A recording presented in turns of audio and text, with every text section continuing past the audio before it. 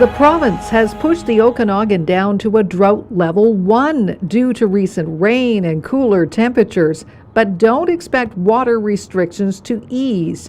In fact, the Okanagan Basin Water Board is asking people in the valley to use less and take the Make Water Work pledge. So we had a very low snowpack, record low snowpack, early melt, and so as I said, we're already in deficit. So this rainfall is helping us replenish groundwater, the aquifers.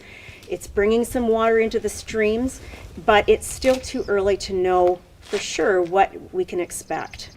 It launched this year's campaign in the Okanagan Centre community of Lakestone, which did not lose a single home despite fire burning all around it last summer. We ended up hooking up to the one hydrant and just went back and forth with the truck, and we had landlines going in between houses. We were running back and forth because it was coming up on the other side of the road too. When proper development in the Okanagan happens with proper building, following the building code and proper landscaping, you end up kind of with this nice combination of low water use, beautiful neighborhood, and it's actually right from the get-go, it's FireSmart. So that's not wood, that's concrete siding that's finished to look like wood. And then they have concrete stucco siding on it. So really, there's that whole house, the whole outer envelope has a fire rating.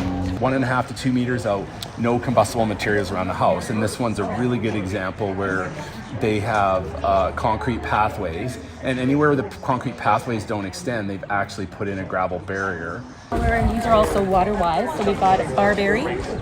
Barberry comes in this lovely yellow, or it also comes in a really lovely deep burgundy, so you can get it in a lot of different varieties. It also has thorns, so it's deer safe. By taking the Make Water Work pledge, you could be eligible for prizes. The community with the most pledges will be named the Make Water Work champion. From Okanagan Centre, I'm Cindy White for Castanet.